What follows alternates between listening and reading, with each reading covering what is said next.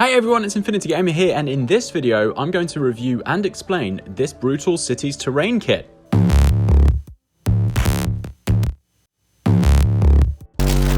So I've been following the team at Brutal Cities for a while now. They create MDF kits for Infinity and 40k and pretty much any tabletop game where terrain is pretty essential. But the unique thing that they bring to the table, yep, pun intended, is the design style. So Ryan, the creator at Brutal Cities, is an architect by trade and has many years' experience doing that.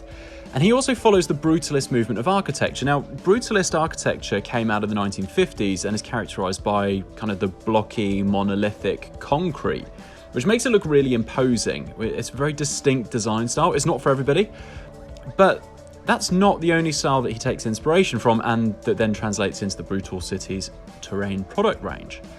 He also looks at the Japanese kind of 1970s architecture, especially things like the Nakajima Capsule Tower, which is very, again, distinct. It's quite utilitarian. And that's kind of what they're going for, like this almost Soviet-style future sci-fi look, where kind of practicality and durability have not fully ignored design, but they've bent it to a futuristic world where kind of you imagine government groups are building these vast cities for people to live in. As part of what attracted me to their approach, it's minimalist, but also with some basic weathering, this could result in a great tabletop look without breaking the bank. It's not everyone's style, I do appreciate that. Some people like the sci-fi, modern, clean look. But for me, I prefer this kind of neo-dystopian feel to it. Now, that doesn't necessarily mean that you have to paint it like it's a complete wreck. You can still make it look a little bit glamorous and even new and modern. But I just like it. I like the fact that they're going out there and doing their own style and kind of owning that. So let's have a look at what's available currently in the Brutal Cities product range. There's actually quite a wide selection of options, and I've luckily got almost one of everything to show you in this video. One of the key ones is the Sirius Capsule Tower, which is a very cool piece of kit. There's the Van Tan office building, which comes in kind of a small and a bigger version as well. Infinity Systems Data Tower. There's the Eternity Labs, which is a great kit itself, and things like the Easy Org Shop. There's also a few additional accessories like the bridges, ladders, and AC units, and I've also got some new stuff as well that hasn't really been massively pushed by Brutal Cities, but is very, very cool. So one of the things that I'm going to be showing you is kind of like a scaffolding system, which is fantastic for a thematic layer, but also for easy access and practicality on the tabletop. There's also some pods, which you can kind of glue together for a set building or use them as a modular option or even as scatter terrain. Key things about terrain, and one of the reasons why I was a little bit nervous about doing this review video, is because it's great having terrain that looks amazing. I've seen tables where people have fallen into the trap of doing something that's almost like a diorama. But is it practical to play on, and can you still enjoy it whilst not getting in the way of the mechanics and limiting people's strategic choices whilst they're actually playing the game themselves? So that's something that I'm keen to look at as I unwrap these kits, put them together and see, well, can these look good but also be playable as well? So let's have a look at how the kits come to you if you're buying a Brutal Cities terrain kit. So they're shrink wrapped in the sheets with a handy image of the finished article on top. There is also a little note there that says, for assembly instructions, go to brutalcities.com. It does say that on every single thing, but there isn't necessarily a video on the website for everything. Things like the planter boxes, for example, don't really need instruction videos. You can dry fit those and figure them out, but the complicated stuff like the big buildings definitely have videos, and they're very easy to follow. I did follow a few of them and they're really good. So the sheets themselves are very thick. It's really good quality. The items within them are easy to remove from the sheets. I used kind of like an X-Acto blade just to be really careful because I didn't want to accidentally damage anything. But some of the bigger things like the floor panels, they easily just pop out. They're really solid, and the joins aren't unnecessarily large. Some of them are very thin, which actually meant occasionally they were hard to see, but that's kind of a good thing because you don't want really major join marks. Assembly itself is really easy. So as I mentioned before, the guys at Brutal Cities have filmed instruction videos for some of their bigger kits, but most you can actually just work out yourself with some simple dry assembly. I pretty much dry assembled everything first, just to make sure that I kind of knew how it was going together and that I didn't put things together accidentally. Didn't stop me from making a really big mistake though. Of course, it's me. Each kit was quick and simple. There were no fiddly bits or kind of horrible puzzles. You were never really looking at a part just going, does this even go anywhere here? Is this even part of it? Like, it was pretty straightforward. So if this is your first terrain MDF kit that you're getting, like this was actually my first MDF kit that I've actually ever assembled, it's really easy to put together and it's not complicated or fiddly at all. So highly recommend it from a beginner standpoint too. Throughout all of the kits, only one really gave me any issues, and that was actually the easiest one. It was the lab building, and because it was so easy, I thought I'd just have a stab at putting it together just through guesswork. I didn't read any instructions, and I didn't even look at the images that were on the packets themselves. So it's completely down to me being an idiot rather than there being any difficulty. Basically, I'd combined the floor kit for the Eternity Labs buildings with the building kit and just glued them kind of together. Then Ryan noticed, I sent Ryan a picture at Brutal Cities just to show him that I put together my first kit, and he was like, well, if you do it that way, you're not going to be able to stack them.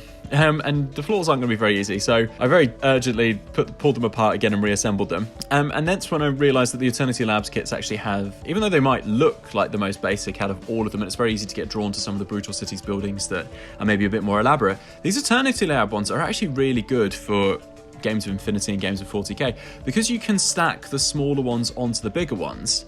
You can adjust the height of your table. So even if you only get the Eternity Labs kits, you can end up with some very low buildings and some very tall buildings where you can access the multiple floors very easily, which is fantastic. Because it's a floor and a building kit, it's also really easy to lift off the main building and access the interiors. So on the smaller buildings, there's not really much inside. It's just a room with a short wall to kind of add a bit of support. But on the bigger buildings, there's actually a divider in the middle, which means that you can't see all the way through, and then there's a door. I like this feature because it means you can play through the buildings very easily with no problems at all. These Eternity Labs also come with these kind of self-standing doors. Now, whether you use them as doors near the doors or whether you just use them as kind of line of sight blocking pieces, they're great to have. I like the flexibility that they bring. You'll also notice that with these Eternity Labs modules, there's also an AC unit that comes with them as well.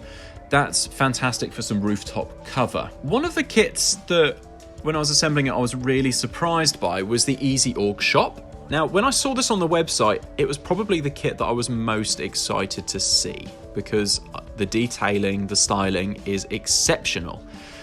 I was really surprised at its size. It's so much bigger than I expected. But that's not necessarily a bad thing. Inside, it has 2 levels to it. So there's the ground floor and then there's kind of the first level, I guess.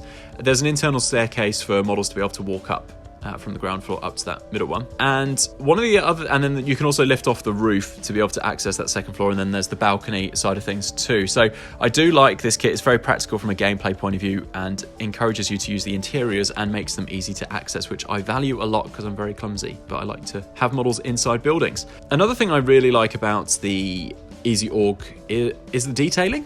So you've got things like the piping, you've got the electrical ducts, you've kind of got the breaker box, you've got the Easy Org sign, you've got a hole in the roof, you've got the garage door. I'm really excited to paint this one because even though I'm not looking to go to diorama levels of detail, I think even I could maybe make this look good with a little bit of care and attention. So I'm excited to give it a go. Obviously the images that they share, it looks amazing. So if I can get it halfway to that standard, that would be brilliant. The Van Tan buildings are probably the epitome of the Brutalist style.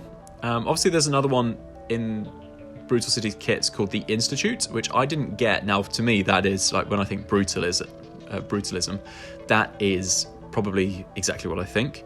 But this is very close as well. So it is very blocky, it's minimalist, and it's very imposing. The levels within give great vantage points, and the whole building's interior can actually be accessed simply by lifting off the back. Now, if I was to lay any criticism at all, and I've got to scrabble around for any, just to kind of show that this is a balanced review, is maybe that with the Van Tan buildings, you do lose presence on the tabletop because the back of it doesn't have any windows or access points or anything.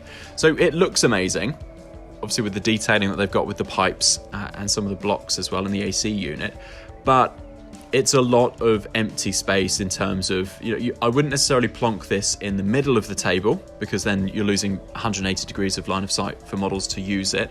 And I don't really want to relegate it to an edge piece. it's still going to be exceptional. I actually think that this piece of terrain is really good for 40k, where huge blocks of completely line of sight blocking is essential to the modern game. You know, like a flyer could hide behind this relatively easily. So it depends on the game. It's a great piece of terrain either way. I'm still going to use it, and I'm going to do my best to not just put it to the side so that that blank space is facing off the board. There's also a really cool lift in the Van Tam building. So your models can navigate up and down levels, and obviously there's no real rules in things like Infinity and 40k for lifts, but if you wanted an easy homegrown rule, I'd probably play that each level is an inch of your movement profile. There's a larger version of the same building available too, so you've got two kind of sizes to work with here. Another kit I really like the look of was just this apartment block. I think it's relatively new. I can't actually see it on the website, I don't think. But it's one of my favorites because of the versatility that it brings. So it's stackable, so you can adjust the height, and the windows and the doors come with a kind of shutter style to them, but you can also pop them out to open up the room if you really want to. So again, I like this versatility. I think with a couple of the kits that Brutal City sent through, some of them were the newer ones, and they were moving towards like a fairly modular style, like this one, where you can have it as, 1 level, 2 level, 3 level, or whatever you like. And then there's another kit that I'll touch upon towards the end of this video that is also incredibly modular. And I think if they're moving towards that, where there's huge amounts of versatility and adaptability, that would be a great move. Not that they're kind of static or fixed buildings are anything to critique at all. The Sirius Capsule Tower kit is based off that Nakajim Tower, and I love it for giving a sense of how people in these worlds actually live. You can kind of almost imagine laundry hanging over the balcony of one of the pods, and then a kid's bicycle perched against another. So this is definitely one of my favourite kits. Styling wise, I really like that one. And with the ladder accessory kit, you can provide access to some of the levels too, because as you'll notice with this one, there aren't necessarily steps or ladders. There's not even internal access, so actually getting up and down the layers mid-game isn't going to be really possible. You're basically, whatever you plonk on one of those balconies is going to probably stay there for the rest of the game, unless you've got in Infinity something like Climbing Plus, or in 40k if you've got something like Fly, keyword potentially, unless you combine it with the ladders. The Infinity Systems Data Center is hands down my favourite of the main range sent through. I love the presence it has as a table centerpiece, and the levels do make it great for snipers or just for people sneaking up on their target.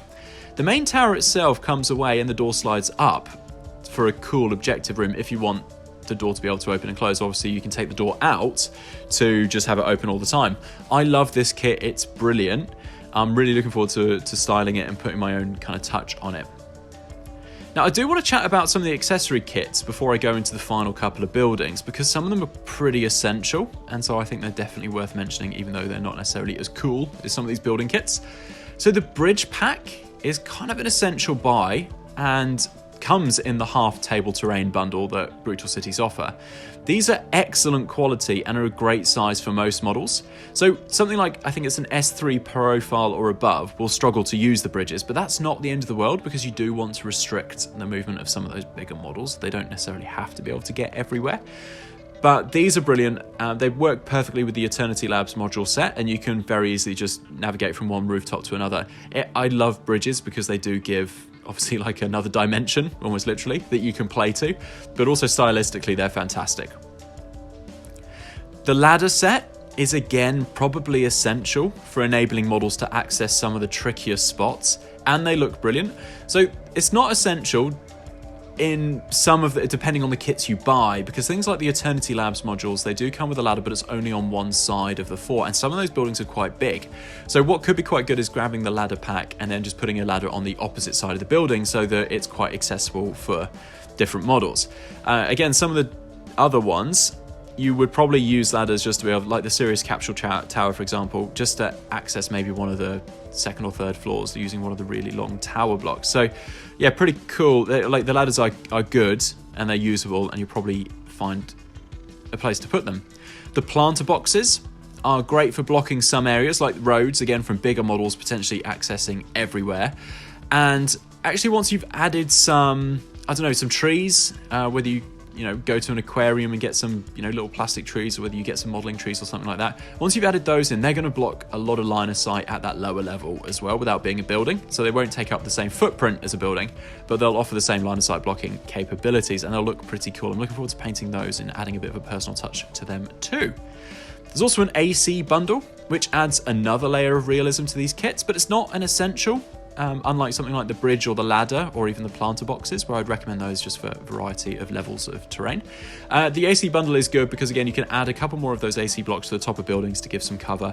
They also just add some extra vents, which I think from a styling point of view is where they really lend a lot to the kits. You've got some extra vents, you've got some extra kind of air conditioning boxes that you would glue onto the side. So definitely, like, aesthetically, a kit for aesthetics rather than practicality. The Perspex signs are a massive hit for me. I'm very easily pleased, and these very much hit the box. So rather than wax on about them, basically here's a table without them, and here's the exact same table with them added. I mean, just look at the punch they give the board with minimal effort. Like, these add heaps of value to just adding another layer. They also obviously block line of sight. Some of them, the big ones like the Brutal Cities ones, are quite significant, but otherwise they just add a really nice touch to your terrain. So I was actually sent a couple of pre-production kits to try, and if this is an indication of where Brutal Cities are heading, then I'm very excited. I've kind of touched upon this a little bit, but now let's dive into it fully. So the first one is this scaffolding set. I think the style of this is brilliant. I haven't seen anything really like it from other terrain manufacturers, and you can combine it with some of the harder to reach kits to add some extra theatre, but also some practical immersion as well. So I think these are great, especially when you combine them with our next kit. So these are really nice. They're like the Sirius capsule tower, but fully modular. So you can use them, one on your own as scatter terrain, or you can use the peg system that they've kind of brought in to stack them together in whatever configuration you like. That combined with the ladders means that you've got some multi-level access in a really interesting and different way. Yeah, and you can add the scaffolding tower you have already to add like a visually cool component, but it's also practical because the ladders and the levels mean that people can actually use them. Everything that's here, by my calculations, it's close to 2 infinity tables worth, so close to 4x4. And it's a great way to get maximum impact from MDF terrain with very little effort. So many people leave their MDF terrain unpainted, but I'm not going to. So in future videos, I'm going to show you how to paint these buildings up, add weathering effects and cool finishes. But I'm kind of lazy, so I'm not going to be going super hardcore around it. I'm just basically going to be doing the bare minimum for it to look better than average, but also without breaking the bank and going completely nuts. It's not going to be diorama level for sure. So tell me what you think in the comments of these Brutal Cities kits. Do you have a favourite building or anything that you've seen so far? I've obviously got a link to Brutal Cities down in the description if you want to go out and check out their range. They're Australian based. They do occasionally do promotions on free worldwide shipping pretty much if you order over a certain amount. As you can see from the sizes, apologies to my Infinity supporters for including the Heathen Games Workshop model, but it's great to get a sense of scale. And if you are a Heathen 40k player, welcome to the channel, of course, but also at least you can see what the scales kind of look like. They are very large buildings. They're going to be great for line of sight blocking. I love this terrain set. I cannot wait to get a game on it and to test it out and see how practical it is from a gameplay point of view, but I can't see any problems with it because it's got huge amounts of variety and there's lots that you can work with here. Thank you so much for watching my video. Go check out the Brutal Cities website if you want. I think they're really good kits. I'm really excited to have them on the table and cannot wait to get a game. Thank you so much for your support as always, and click subscribe to see future videos from me.